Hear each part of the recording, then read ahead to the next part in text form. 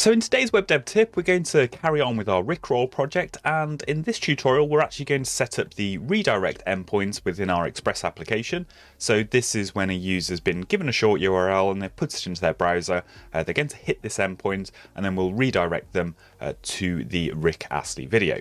So there's a couple of options here which I'm going to talk through, but let's first get set up with the endpoints as we did in the previous tutorials where we set up the API endpoint to actually create the short URL.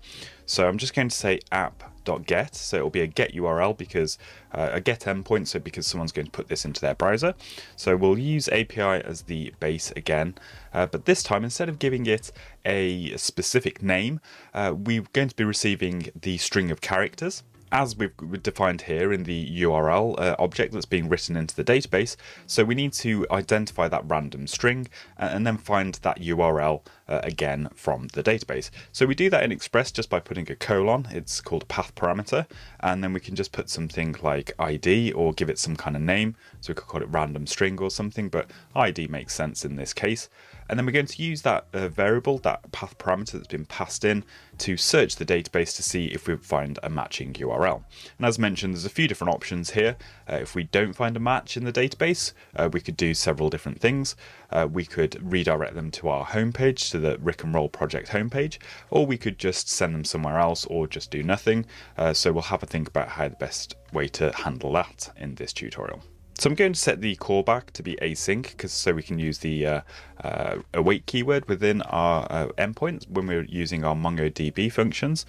And the callback will have the request object and also the response object here as well. And then just set that up as an arrow function here. So the first job will be to get this ID parameter. So we can do that by saying on the request object, let's just create a new variable called ID. So on the request object, so these are the path parameters here that have been put into the URL, and then we'll just pick out there the ID. So what we want to do now is search the database to see if we've got a match for this particular ID, because then we can do things like add information to the object, such as how many times it's been accessed, to give us some statistics, for example. But that's something we'll cover in a later tutorial.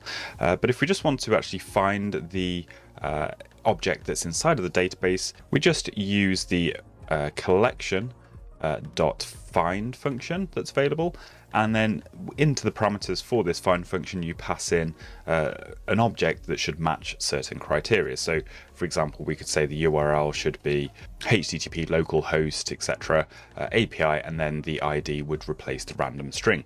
But that's a bit cumbersome because what if this URL changes and we don't really care too much about the URL that's been provided at this point. We just want to match the random string and this ID. So what we can do when we're actually creating an object into the database, what we'll do is we'll say the ID is a new property on that object, and then we'll just set that as the random string. So that'll make our lives a lot easier when we come to try and find the object in the database. So instead of searching the URL property, we can just say, does the ID match? So I'll just use the JavaScript ES6 shorthand here, but essentially this is what we're doing.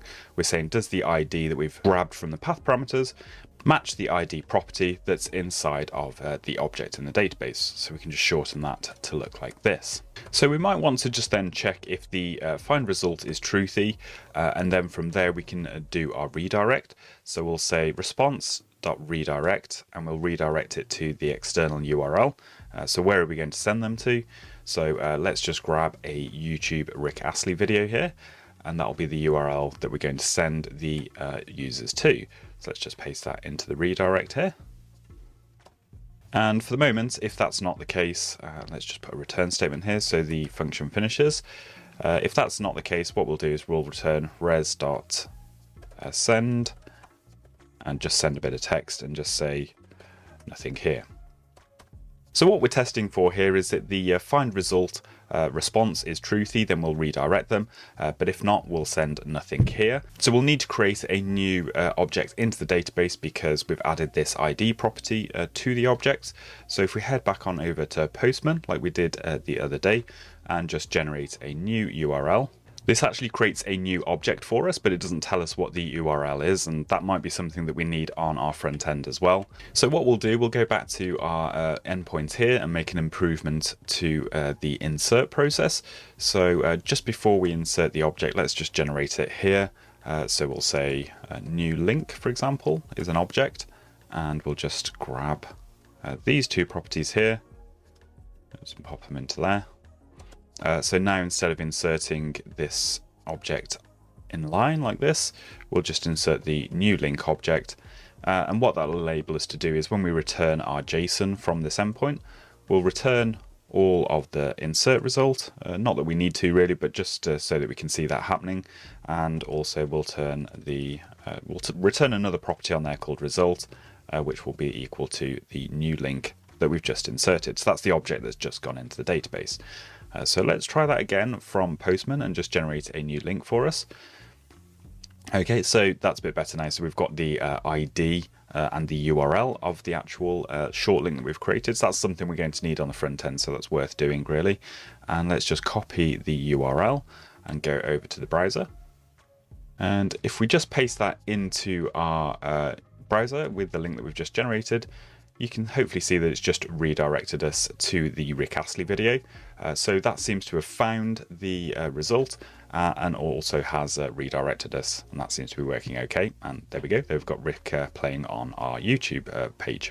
So what we're actually doing at the moment is just checking to see whether or not find result is truthy, and it always will be truth because the find function looks for multiple matches of this criteria, and it will actually try and return an array, or there is a method that you can use to return an array from it. So we're only checking for one instance of the actual ID in the database, and there should only be one because we're using a random string. So if we change this to find one, what we should find is that if the find one function doesn't find an object with a matching ID, it should actually return false, and this will be undefined.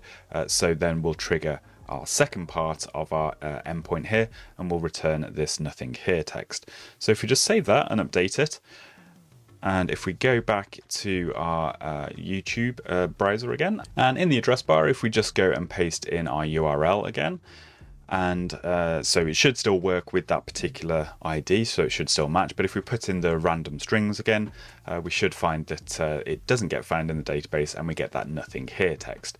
So what we want to be using when we want to find a specific item in the database is to use the find one function. But if you want to find a collection of things, so an array of items that match certain criteria, then we use the find function on the collection. So what we're going to be doing in the next tutorial is looking at setting up our pipeline and pushing this code to our server that we've set up.